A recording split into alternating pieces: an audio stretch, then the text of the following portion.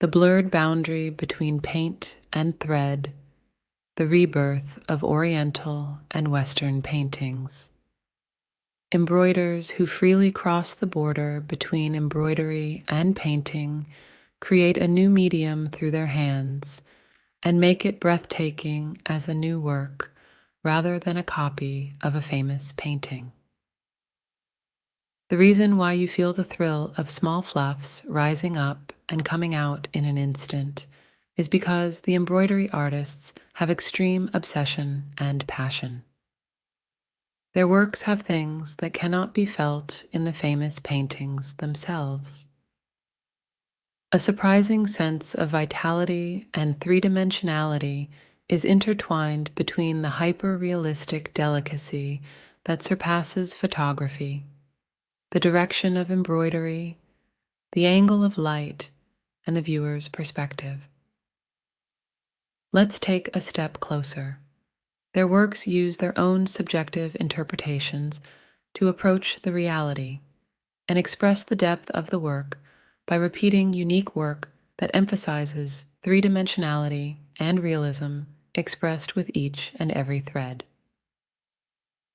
The unique Western embroidery expressions of various artists, including those familiar to us, such as Van Gogh, Manet, Monet, Degas, and Renoir, are created through the combination of thread thickness, degree of overlap, and embroidery method during the embroidery process, creating a sense of realism and the sophistication of brush strokes.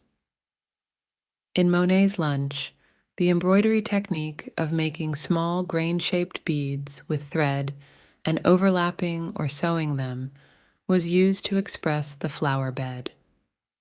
In addition, all parts of the embroidery depicting Van Gogh's paintings use an embroidery technique that shows a chain shape with thread braided in the shape of a Z, and various embroidery techniques are used, such as the thickness of the braided thread and the direction of embroidery, which vary depending on the need and are rarely found in paintings.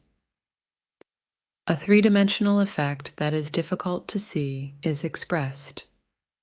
This shows that the embroidery techniques of handicraft artists were fully understood and proficient in them. There are plenty of works that are expressed with thread based on the spirit and pictorial formativeness of Korean painting. They have been adept at maintaining the formative nature of the screen by applying traditional Korean ink and coloring along with needlework.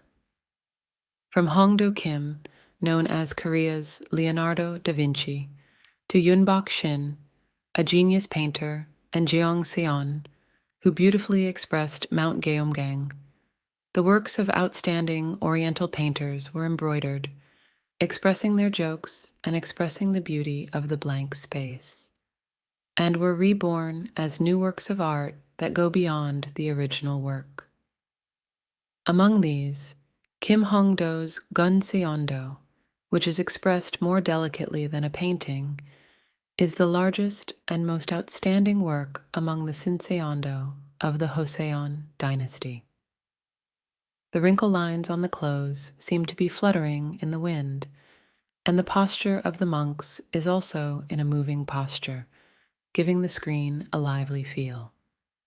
Even the expression of movement, such as moving from right to left, is neatly processed with thread, and the partially visible light color is expressed with a sense of depth. It gives a profound atmosphere